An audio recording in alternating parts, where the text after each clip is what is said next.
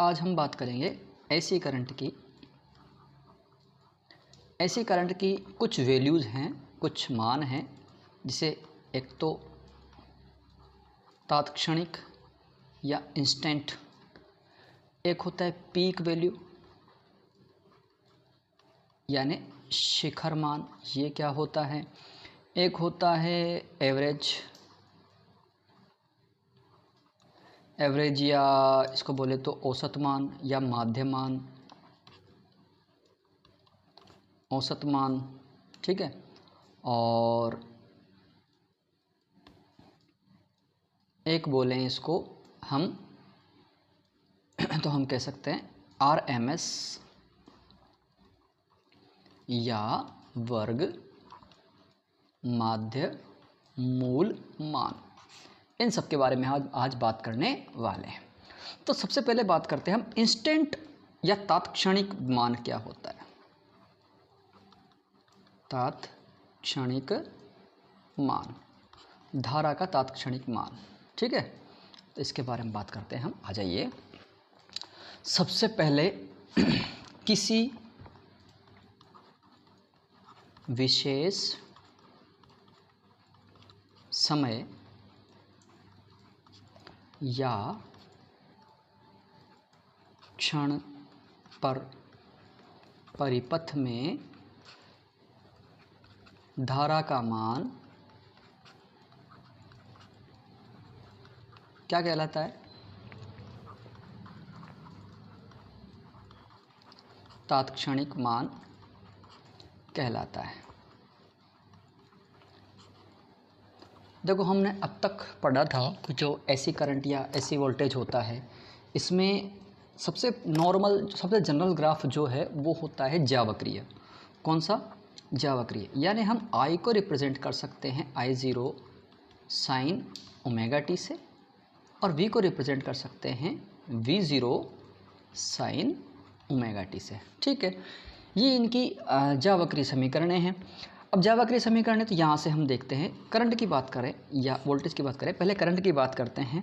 तो I = I0 sign omega T, यानी I का फंक्शन है, I is the function of omega T.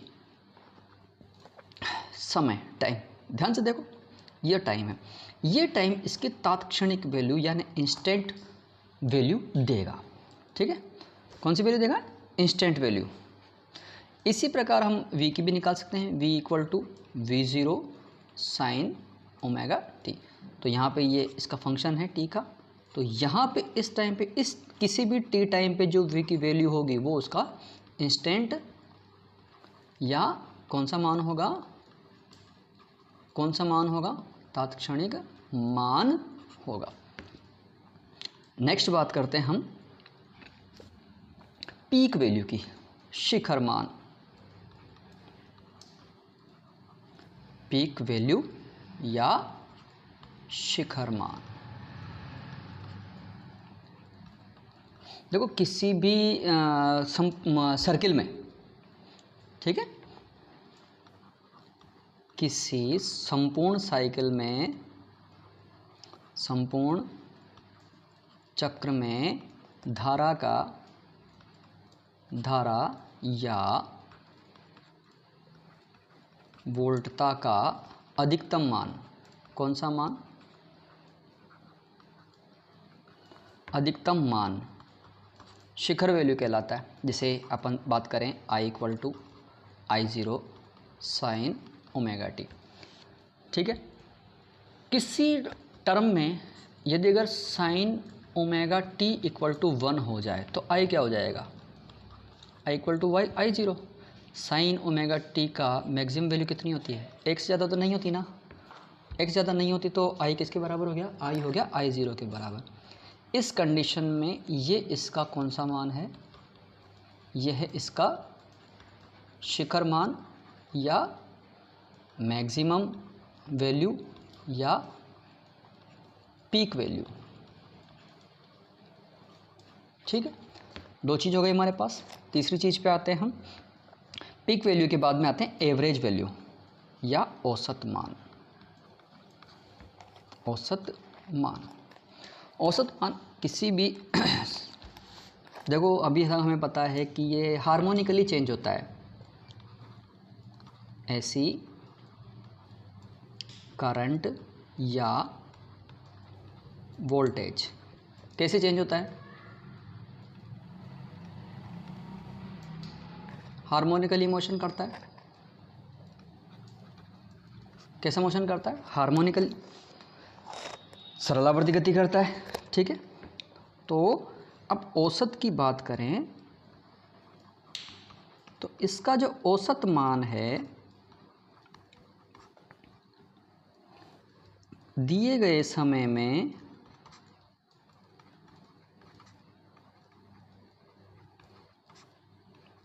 धारा का कुल मान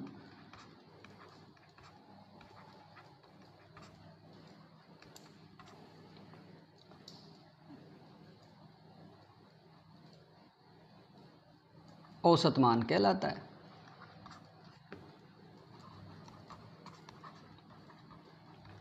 औसत मान कहलाता है। यानी हम इसको इस प्रकार से रिप्रेजेंट कर सकते हैं कि I bar equal to integration of 0 to T I D T divided by total time. Total time, यहाँ से हम बात करें तो टू टी, आई की वैल्यू क्या है? I zero sine omega T D T divided by integration of 0 to T D T. इसमें कोई दिक्कत? आप चाहें तो स्क्रीनशॉट ले सकते हैं। आगे चलते हैं नेक्स्ट पेज पे। यहाँ से जो वैल्यू हमको मिलेगी, यहाँ से जो वैल्यू मिलेगी फॉर कंप्लीट साइकिल, पूरे चक्र के लिए बात करें तो, पूरे चक्र के लिए बात करें तो आई बार इक्वल टू कितना हो जाएगा? 0 to T I zero sine omega T D T divided by integration of 0 to T और डी टी। इसकी वैल्यू तो टी के बराबर होगी, capital T, total time. I zero constant है, आई ज़ीरो का मान निकालते हैं। ये आ गया हमारे पास 0 to T sine omega T D T.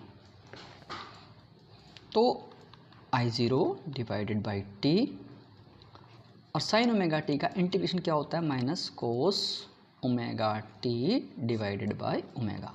Limit कहाँ से कहाँ तक? 0 से कैपिटल टी तक। तो इसकी जो टोटल वैल्यू होगी I zero divided by omega T capital और cos omega T minus cos 0। ठीक है, देखो t equal to 2 pi by omega, तो यहाँ से हमें क्या वैल्यू मिलेगी? I zero upon omega T और कोस 2 पाई माइनस कोस 0। इसको सोल्व करेंगे तो कितना? 0 मल्टीप्लाई करेंगे तो द होल रिजल्ट इज 0। अब हम बात करते हैं हाफ साइकिल की। कितना? For half cycle. Half cycle में आई बार कितना होगा? आई बार हमारे पास होगा 0 से लेकर के t/2 तक। I zero sine omega T D T divided by integration of साई और डी टी। इसकी वैल्यू हो गई t/2। ठीक, यहाँ से हमें क्या मिला? 2i0 upon T. इंटीग्रेशन करते हैं आप, तो इंटीग्रेशन में इसका जो वैल्यू होगा sign omega T D T का हमने पहले ही देख लिया, minus cos omega T divided by omega. कहाँ से लेके कहाँ तक? 0 से लेके t/2 तक। जब हम इसको सोल्व करेंगे तो हमारे पास क्या आएगा? 2i0 डिवाइडेड बाय पाई, यानी 0.673i0। यानी आधे चक्र के लिए औसत जो धारा होगी वो कितनी होगी? मैक्सिमम धारा का कितना? इतना गुना, या यूं कहें तो 67.3% आई ज़ीरो का मैक्सिमम वैल्यू का कितना रहेगा? इतना सा रहेगा। रूट मीन स्क्वायर या आरएमएस मान या वर्ग माध्य मूल मान की बात करते हैं, वर्ग माध्य मूल मान धारा या वोल्टेज का। तो आईआरएमएस क्या होता है? IRMS integration of 0 to T धारा का स्क्वायर dt और 0 टू टी dt। ठीक है, सॉल्व करेंगे, इसकी वैल्यू हो जाती है t 1/t, तो ये हो गया। अब हमारे पास इंटीग्रेशन काहे का करना है, केवल इंटीग्रेशन करना है हमें I0 का square sine square omega T dt। ठीक, अब देखो sine square omega T trigonometry का फंक्शन है जिसकी वैल्यू होती है 1 minus cos 2 omega T divided by 2। तो इसकी जगह हम इसको रिप्लेस कर दें। यहाँ से हमारे पास I0 तो कांस्टेंट है, इसी I0 हमने I0 का स्क्वायर बाहर निकाल लिया, t ये रहा। यहीं इसी के साथ हम क्या करते हैं, इसको चेंज करते हैं काई में इंटीग्रेशन ऑफ 0 टू t, और इसको चेंज कर देते हैं 1 minus cos 2 omega T divided bye 2 into dt। Right और रॉन्ग? राइट है। ठीक, जब हम इसका समाकलन करेंगे तो समाकलन करने पर हमारे पास जो वैल्यू आएगी वो क्या आएगी, I0 का स्क्वायर डिवाइडेड बाई 2t, 2 बाहर आ गया ना, 2t आ गया, यहाँ पे आ गया हमारे पास t, यहाँ पे आ गया sine 2 omega T divided by 2 omega, कहाँ से लेके कहाँ तक, 0 से लेके t तक। ठीक है, 0 से लेके t तक ले लिया। हमारे पास क्या आता है नेक्स्ट वैल्यू, हमारे पास नेक्स्ट वैल्यू आती है I0 का स्क्वायर बाई 2t सॉरी, और यहाँ पे आता है t minus sine 2 omega T divided by 2 omega. Square नहीं है, 2 है, मल्टीप्लाई में है। ठीक है, आगे देखते हैं I0 का स्क्वायर डिवाइडेड बाई 2t